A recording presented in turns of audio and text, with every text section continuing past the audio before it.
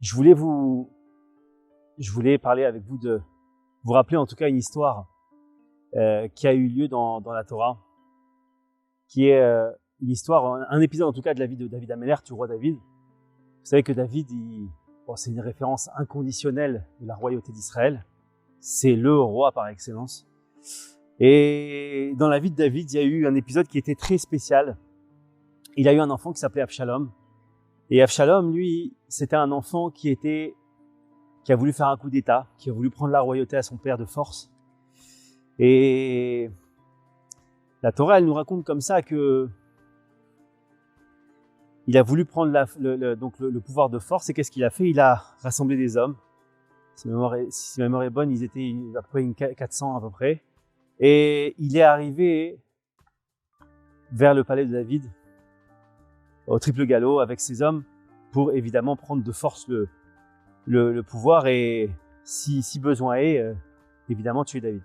Dieu préserve. Et qu'est-ce qui s'est passé? David l'apprend évidemment, puisqu'il y avait des messagers dans toute Israël. Et puis, David, tranquillement, il prend la couronne qu'il a sur sa tête. Et puis, il la pose sur le trône. Et il dit à Hachem, j'étais David le berger, tu as fait de moi David le roi. Maintenant, tu veux que je redevienne David le berger. Si c'est ta volonté, il n'y a aucun problème. Et bon, c'est moi qui rajoute avec un grand sourire et une grande joie. David a déposé sa couronne sur le trône et est parti. En se disant que si Hachem avait décidé maintenant que c'était Avshalom qui devait prendre la royauté, qu'il la prenne. Et on voit qu'il part sereinement, à pied, alors que 400 hommes sanguinaires sont en train de le poursuivre pour prendre la couronne et peut-être même attenter à sa vie. Moi, la leçon qui est incroyable là-dedans, c'est combien David il avait compris la notion d'être heureux de son lot. C'est quoi finalement heureux de son lot?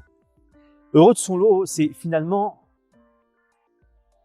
être heureux du scénario dans lequel Hachem nous met et de l'accepter avec une pleine joie et en se disant, si toi Hachem, t'as décidé que comme ça c'était bien pour moi, alors je l'accepte et je cherche même pas à changer les choses. D'ailleurs, on voit dans l'épisode de David HaMelech, c'est ça qui est extraordinaire, c'est qu'on voit qu'à aucun moment il a même pas prié pour dire mais laisse-moi la royauté. Il a même pas essayé de convaincre Hachem. Il a accepté tout simplement ça avec le plus grand amour, la plus grande détente. Et ça, c'est incroyable. Ça, c'est une grande leçon pour nous. Pourquoi c'est une grande leçon, mes chers amis? Parce que c'est comme ça qu'on doit se comporter devant n'importe quelle situation.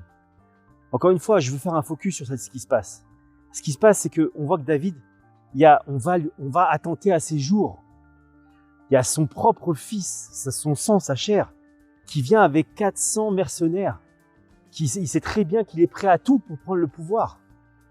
Normalement, la réaction de l'être humain normal, il devrait se dire, mais je comprends pas Hachem. Je suis David HaMelech. Je fais toutes les mitzvot. Je m'occupe bien de ton peuple. Je suis un tzaddik. Pourquoi tu me fais ça? Pourquoi tu me fais ça? Qu'est-ce que je t'ai fait? Laisse-moi la royauté, au contraire. Je vais bien te servir. Je vais bien aider ton peuple. Je vais bien diriger Israël. Pourquoi tu me retires ça maintenant? La seule réaction qu'il a, il pose sa couronne et il accepte avec amour. Vous comprenez et avec ça, avec un danger de mort derrière. Et ça, c'est une grande leçon.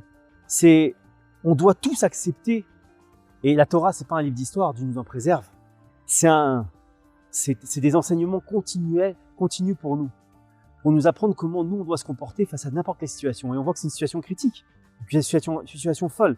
Donc, la leçon de ça, si vous voulez, et de quoi on doit se servir à travers, qu'est-ce qu'on doit prendre et capter de cette situation-là, c'est se dire simplement que quand Hachem nous met dans une situation, même si elle est à nos yeux vraiment critique, vraiment difficile, vraiment extrême, ça peut être une maladie grave, Dieu préserve ou quoi que ce soit, on doit avoir la réaction de David HaMelech. Et on voit une chose qui est incroyable, mes chers amis, et c'est sur ça que je finis, c'est que David HaMelech, il a réagi avec cette joie et cette acceptation totale. Et on voit qu'au final, le résultat a été que il n'a pas perdu le pouvoir. Hachem lui a rendu sa couronne, que Avshalom a perdu. Il est mort d'ailleurs d'une manière très spéciale. Il s'est lui-même pendu à cause de sa chevelure très longue, il étant à dos de cheval, et sa chevelure s'est pris dans